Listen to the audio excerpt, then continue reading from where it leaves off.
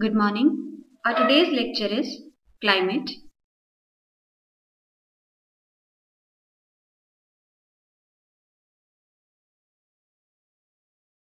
In this chapter, we will study about what is climate, how can we differentiate climate with weather, what are the elements which affect the climate of any particular area, and how can we classify climate according to different methods. Let's start with the definition of climate.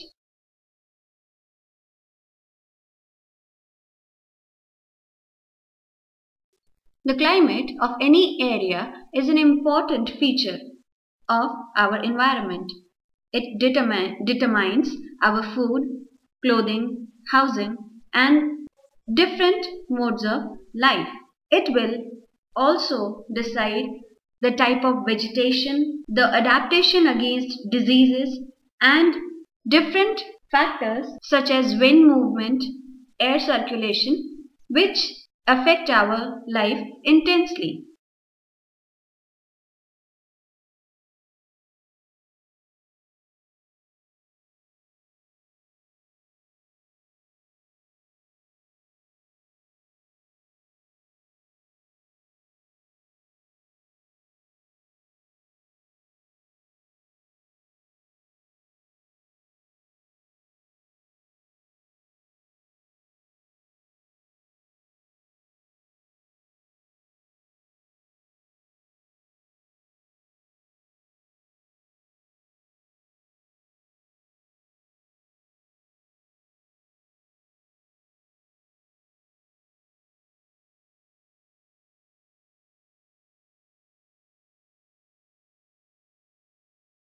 Many a times we use the terms climate and weather as synonyms, but that is not the case.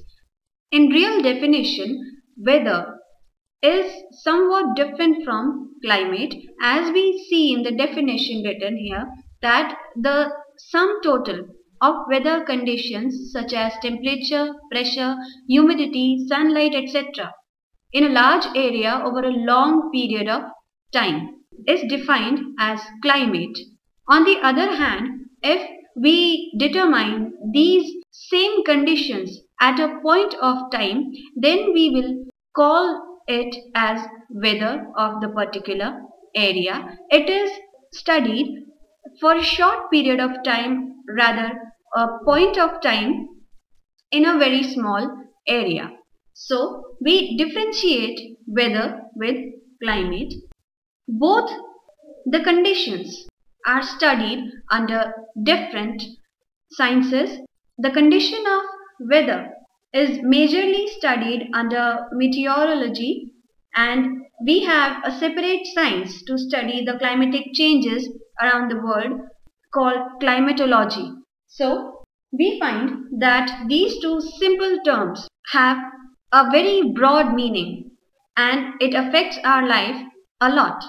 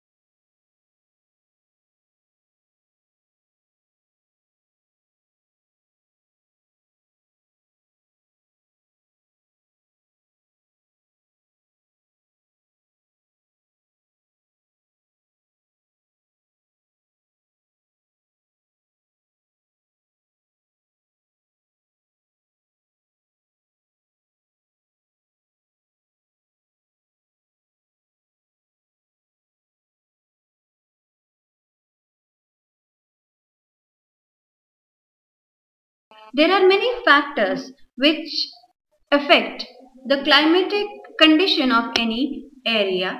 We broadly divide them into three categories. First, latitude. Second, altitude. Third, the distribution of land and sea.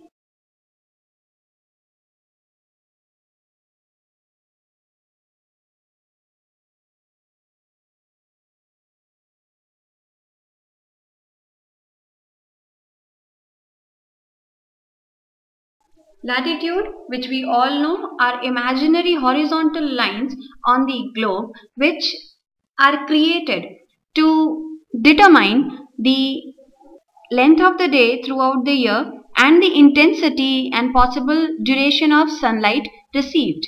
So latitude decides how much will be the temperature and accordingly the climatic conditions of any area. The higher you go above or below the equator, the temperature starts getting colder, and the closer you move towards the equator, the temperature starts getting higher.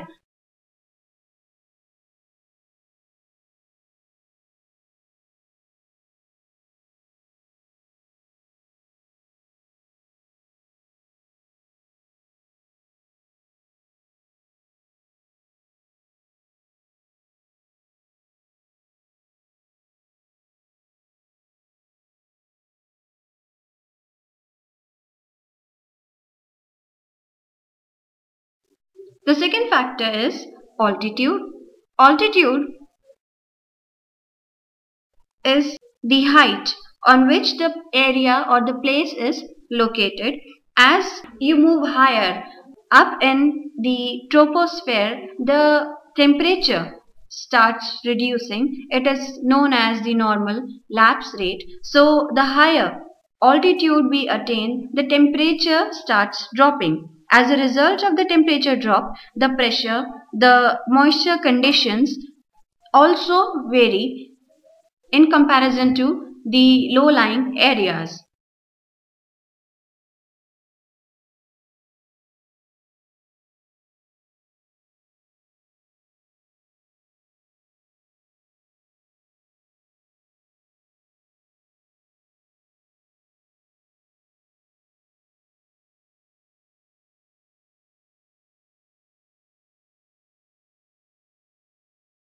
The third factor which affects the climate of the area is the distribution of land and sea.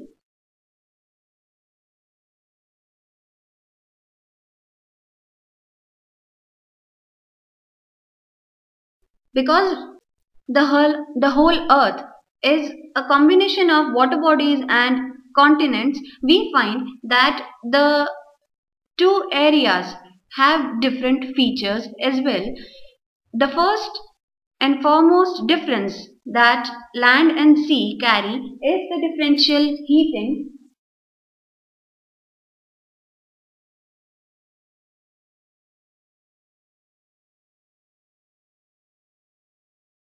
The water bodies get heated up in a slow manner in comparison to the land. The land will get high temperature quickly, and also the drop of temperature is witnessed in a quick manner here. But the water bodies, on the contrary, get heated up in a slow manner, and the same way they lose the temperature slowly as well.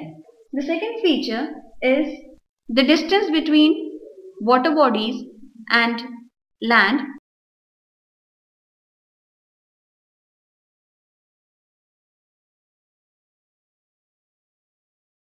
The closer we get to water bodies, the moderating effects of the land and sea breeze moving in the coastal areas drop the temperature to a bearable level. But as soon as you start moving towards the continent in the interior areas, the temperature becomes extreme and converting into extreme hot or extreme cold climatic conditions.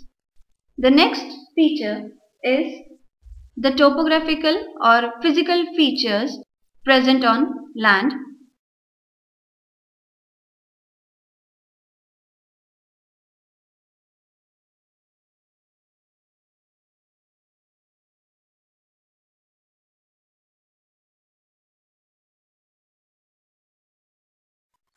The different physical features also affect the climate of the area very much. For example, the mountains act as a barrier for moving wind on land. Now it depends on from which side of mountain we are situated. If we are On the windward side of the mountain where the wind hits first, we'll witness that the precipitation here is comparatively high in comparison to the other side of the mountain range where the wind reaches and but could not carry the moisture with it. The valleys or basins, these are the areas where the temperature is comparatively extreme. It drops to a very low level, and the water bodies present on the interior, the continental areas, we find that they also bring a moderating effect around the area and thus affecting the climate of the zone. The last feature here is the ocean currents, which originate as a feature of differential heating of different kinds of water, of different density of water, different salinity of the water, different temperature of the water, and move in a different direction than the rest of the ocean body. They are majorly divided into two types: warm currents and cold currents.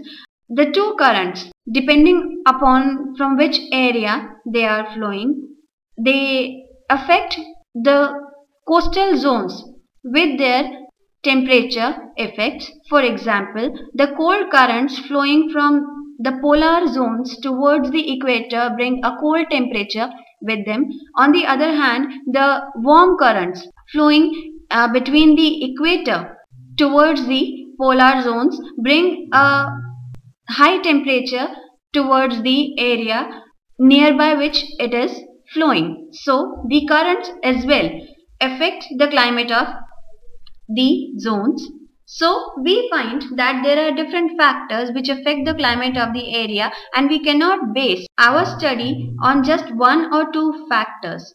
The interesting part of studying climate here is that you can never predetermine what will be the condition in a sure way, because the beauty of climatology is that it keeps on changing every second and you can only assume what will come next. The best assumption can be made, but an exact assumption can never be made here. So, to move a little deeper into climate, let's study the classification of climatic types. The first division here is more of a classical division where the major climatic zones are mentioned. This is the most common division of the climatic zone, or more popularly known as the heat zones on the earth. The division here is based on the sunlight received by areas closer to the equator and then accordingly moving away from the equator. The difference in temperature here is majorly witnessed because of the shape of the earth, which is termed as geoid shape of the earth, and secondly of the inclination of earth on its axis, that is on 23.5 degrees. Both these factors affect the climatic division on our earth. The first zone that we study here is torrid zone. The zone is located between the two tropics, Tropic of Cancer and Tropic of Capricorn.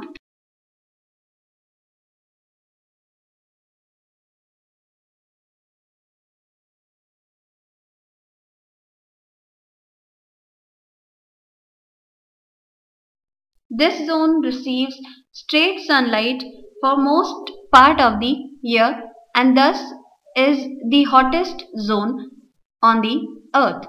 The second heat zone is the temperate zone. It is located between the tropics and the circles. In the northern hemisphere, we have the temperate zone between Tropic of Cancer and Arctic Circle.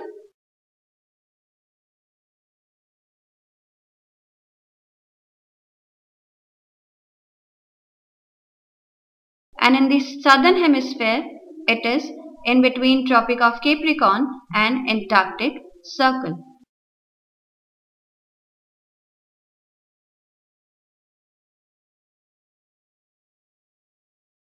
The temperature here is moderate because from here on the sun rays start inclining on the surface and the heating effect of the sun rays starts reducing. The last and the coldest zone is the frigid zone, which is located between the circles and the pole. In northern hemisphere, it is situated between the Arctic Circle and North Pole, and in the southern hemisphere between the Antarctic Circle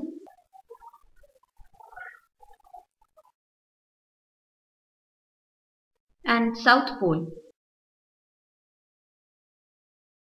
As we all know that because of the tilt of the earth, the poles witness 6 months day and 6 months night, resulting the temperature here is extremely low, and on top of that the sun rays which reach here are so inclined that only the light reaches the area. The heating effect of the sunlight is reduced with the latitude, resulting in extremely cold temperature.